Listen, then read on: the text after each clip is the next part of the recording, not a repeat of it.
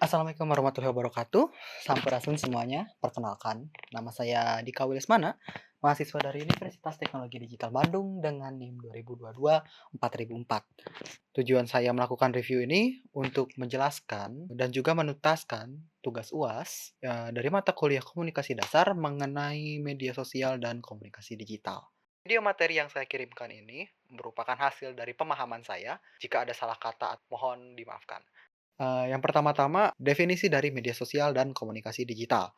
Media sosial adalah platform digital tempat kita bisa membuat, bagikan, ataupun berinteraksi dengan konten kita sendiri dari teks sampai video lah bahasanya secara online melewati beberapa pihak-pihak gitu. Contoh kayak Instagram, Facebook, atau TikTok dan itu semua sosial media alias media sosial, maaf, itu medsos.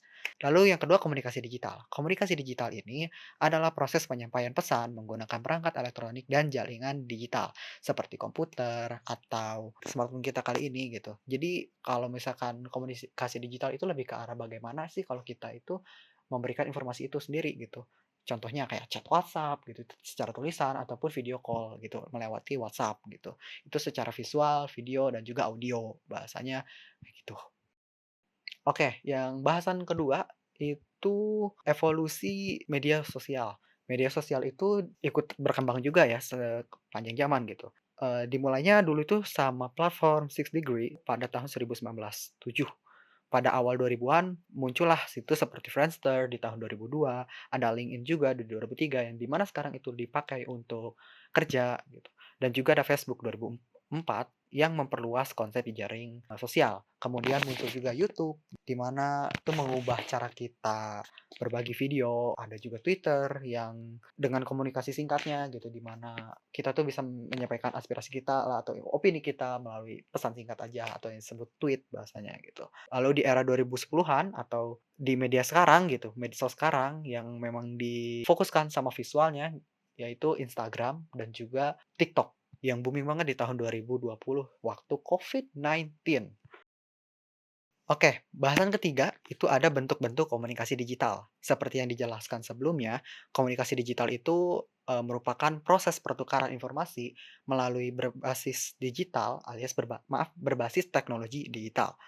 Jadi komunikasi digital ini mencakupi sektor di perangkat seluler, maksudnya handphone, smartphone gitu, ada juga komputer ataupun platform digital lainnya. Intinya berkaitan sama digital gitu. Lalu yang kedua ini komunikasi digital, ini melibatkan penggunaan sinyal digital dan seringkali berlangsung secara online. Memungkinkan interaksi yang cepat, global, dan dalam berbagai format. Bentuk komunikasi digital ini tentu saja ada banyak. Ada dari teks, jadi email, SMS, ataupun chat di WhatsApp, ada juga audio, contohnya voice call gitu, atau emang voice chat, atau pesan suara lainnya gitu ya, sekarang di-record apalah. Lalu ada video, seperti contohnya video vlog, ataupun sekarang ini juga hitungannya udah video gitu. Lalu ada live streaming, bisa dari emang media dari langsung live, ataupun emang face to face, maksudnya dari emang Zoom meeting, Google Meet, ataupun live streaming dari platform YouTube, TikTok, Twitch.tv, bahkan dari TV bahasanya. Dan juga yang terakhir ada multimedia interaktif di mana semuanya digabungkan dan dibuat menjadi konten yang berkualitas.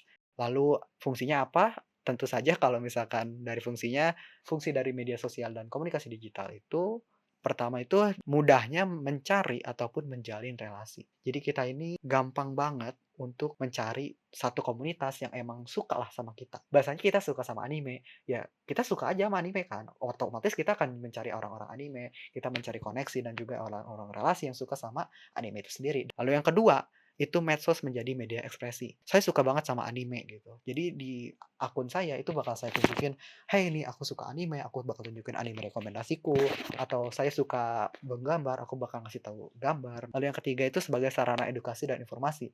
Banyak banget channel-channel sekarang yang mengajarkan tentang sarana edukasi dan juga, informasi. Contohnya ya kalau Ferry Irwandi deh gitu yang sudah jelas banget kontennya. Oke, jadi yang poin keempat, itu ada dampak positif dan juga negatif dari bermedia sosial dan juga berkomunikasi digital. Tentu aja pertama dampak positif, itu mitra dari mau itu mitra besar ataupun UMKM, dimudahkan untuk melakukan advertisement, menjual produk-produk mereka gitu, untuk memajukan usaha mereka. Lalu yang kedua ada forum suara atau komunitas gitu. Jadi, dampak positifnya itu media sosial berfungsi sebagai tempat untuk menyampaikan pandangan dan juga aspirasi kita sesuai topik. Lalu yang ketiga, ada akses komunikasi jarak jauh yang mudah. Jadi dia ini terhubung tanpa lokasi. Ya sekarang kan voice chat sudah mulai gampang, ngechat juga udah mulai gampang lewat WhatsApp. Kalau dulu tuh ya tidak, bahasanya gitu. Lalu yang keempat atau yang terakhir ada akses informasi yang cepat dan banyak. Sekarang itu gampang banget mau cari informasi. Kalian tinggal cari di Google, kalian tinggal cari YouTube, apalagi sekarang bisa tinggal pakai AI. Lalu untuk dampak negatifnya, ya dampak negatif itu ada banyak, tapi saya singkatkan dikit. Yang pertama itu adalah cyberbully. Biasanya cyberbully ini dia lebih ke arah rasisme gitu, kebanyakan banget sama rasisme ataupun emang perbedaan pendapat. Lalu yang kedua, itu ada kecanduan. Di ini poin yang emang paling penting banget, di mana semua orang sekarang itu kecanduan sama HP, gitu. Ada orang bahasanya pakai HP itu udah 8 sampai 10 jam. Dan ini emang udah bener gitu, karena apa ya, karena media sosial juga sudah menjadi sehari-hari gitu, lalu yang ketiga, ada desinformasi atau hoax. Ini mungkin sudah banyak ya orang yang bilang tentang ini, tapi buat sekarang hoax itu makin bahaya, karena apa? Perkembangan AI. Perkembangan AI ini juga contohnya ya deepfake. Kalau deepfake ini lebih ke arah video, ingin diralat dulu aja. Jadi ya sekarang itu deepfake video itu lebih parah banget. Sekarang itu udah mirip dengan manusia, pada umumnya gitu. Makanya itu sangat bahaya. Jadi untuk dalam untuk dalam melihat video lagi, kita harus emang waspada. Takutnya yang kita tonton itu AI, bukan manusia, bahasanya gitu. Itu kan hitungannya udah disinformasi dan juga hoax. Lalu yang terakhir ada isu privasi data di Indonesia. Nah, ini di Indonesia itu isu privasi data itu sangat sangat sangat gampang banget bocor. Karena apa? Kalian menunjukkan nama asli kalian, tempat kalian di mana, tempat tanggal lahir, bla bla bla, di sosmed kalian. Itu sebenarnya nggak boleh karena apa? Bahaya. Itu bisa membuat data kita bocor. Ya, itu dampak negatifnya gitu. Oke, ini poin kelima yang aku mau bahas, ada etika dan juga keamanan digital. Ini lebih merujuk kepada dampak negatif. Ya, untuk beretika dalam bermedsos, udah pasti banyak dan juga jelas. Tapi saya singkatkan saja. Yang pertama itu ya menggunakan kata yang sopan. Yang kedua itu hindari penyebaran hoax. Dan yang ketiga yang paling penting, mikir dalam mengetik gitu. Kita dalam mengetik itu harus mikir dulu dan juga memastikan apakah informasi yang kita baca ini sudah benar, apakah apa yang kita ketik itu bener gitu, soalnya nanti bakal dipertanggungjawabkan gitu. Dan untuk keamanan digital, perlu diingatkan, keamanan digital itu tanggung jawab diri sendiri sendiri, karena ya itu privasi kalian sendiri. Ya caranya gimana? Pertama, gunain password yang kuat gitu, jangan nama, tanggal lahir, itu udah kebiasaan. Yang kedua, jangan sembarangan klik link. Mau link apapun itu, tolong jangan diklik sembarangan, bahkan mau dari temen, kampus, apapun itu. Jangan dulu diklik sebelum kalian yakin kalau link itu tuh udah bener aman. Dan yang ketiga, itu batasi informasi pribadi yang seperti yang tadi saya bilang di dampak sebelumnya gitu. Jangan kasih tahu nama panjang ataupun lain kalian lah, apalagi tempat tinggal, sebenarnya nama panjang nggak apa-apa sih.